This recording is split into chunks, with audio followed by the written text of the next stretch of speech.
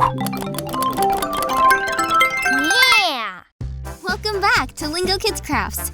Today, we are going to draw a special fruit. It has yellow skin. It is long and curved in shape. Woohoo! It's green before it ripens. Have you guessed it yet? That's right! Today, we will be drawing a beautiful banana. Did you know that bananas are full of vitamins and are very good for your health? Bananas also help increase our brain power. Can you believe it? So bananas do not just make our bodies healthy and strong, but they also feed our brain. Let's start by drawing a curve going upwards, just like that, from left to right, just like a crescent moon. Underneath it, draw a much bigger curve, also going upwards. Now, join both curves together by adding rounded edges, just like that. Great job!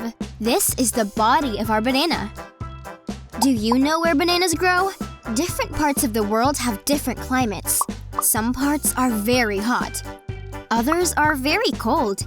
And some are very rainy for very long periods of time. Do you know how many climates there are in the world? Let me tell you. There are tropical, dry, mild, continental, and polar climates. Did you know that bananas mostly grow in tropical climates? These areas are very warm and humid. Bananas need warmth, sun, and a lot of water. Now, we need to add the stems to our banana. At the bottom part of our banana, draw a semicircle, just like that. Well done, everyone! Now, go to the top and add a small rectangular shape. The rounded edge will be your base. It looks like your banana has a hat. We talked about bananas growing in tropical climates. Do you know the difference between climate and weather? Weather is a situation that happens at a particular moment, in a particular place, for a short period of time. Just look outside your window. If it's sunny, rainy, or maybe windy, then you are looking at the weather. Today, it might be sunny, but tomorrow, it might be rainy. The climate, however, is a situation that stays for a very long period of time. It's more than a few sunny or rainy days. Climate describes the typical weather for an entire region for 30 years or more. Now let's give our banana a little texture. Draw little ovals scattered all over our banana. You can place them wherever you like. If you want to follow us, you can draw them near the edges and in the middle. Each oval can be a different size. It's up to you. And finally, between the top and bottom curve of our banana, draw another curve, like a little smile. Now that we've drawn our happy banana, it's time to color it in. You can follow our suggestions or create your own color scheme. It's up to you. For our banana, we will be using yellow, dark yellow, and brown.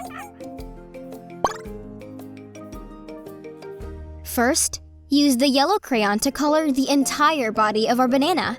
Don't forget to draw around the little ovals we added before. That looks great!